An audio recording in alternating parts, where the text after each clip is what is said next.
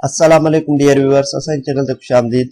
Sindh public service commission पारां सिंध जे different departments में job opportunities announce कयूं वयूं आहिनि ऐं जॉब अपॉर्चुनिटीज़ BPS 17, 18, 19 ऐं 20 ग्रेड्स जूं जॉब अपॉर्चुनिटीज़ आहिनि। जीअं तव्हां ॾिसी रहिया आहियो त school education and literacy department में डिप्टी डायरेक्टर आहे, subject specialist bureau of curriculum and extension wing. उनके अलावा या BPS 19 जी आहे जंहिंजी क्वालिफिकेशन आहे master degree in relevant subject and MA जेको आहे सेकेंड डिवीजन ऐं 5 ईयर जो टीचिंग एक्सपीरियंस।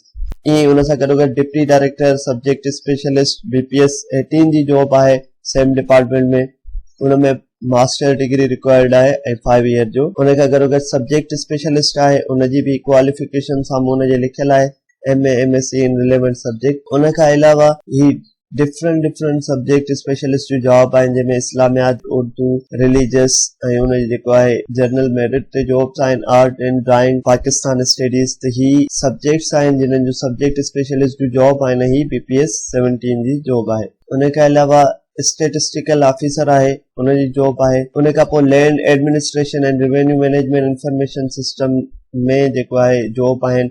डायरेक्टर IT आहे BPS 19 जो, सिस्टम मैनेजर आहे BPS 18 जो, डेटाबेस एडमिनिस्ट्रेटर आहे BPS 18 जो, डिप्टी डायरेक्टर फाइनेंस आहे BPS 18 जो।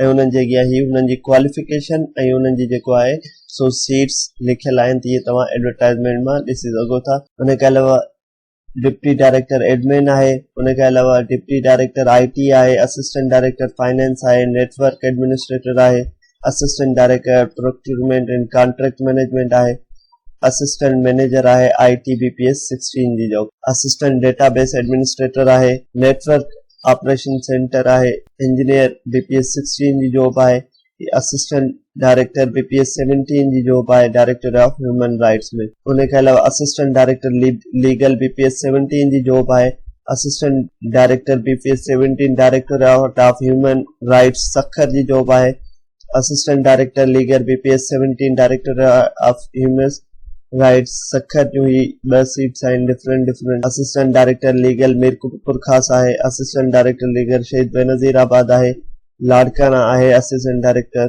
उन खां अलावा assistant director legal directorate of human rights Larkana में आहे।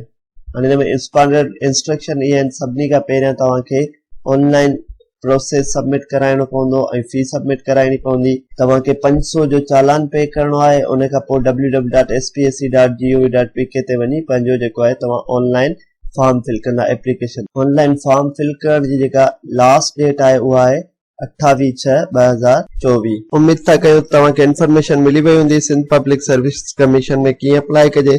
मज़ीद अहिड़नि वीडियोज़ जे लाइ असांजे चैनल खे लाइक कयो, सब्सक्राइब कयो त जीअं असांजी ईंदड़ हर नई वीडियो वहां ताईं पहुची सघे। अल्लाह हाफ़िज़।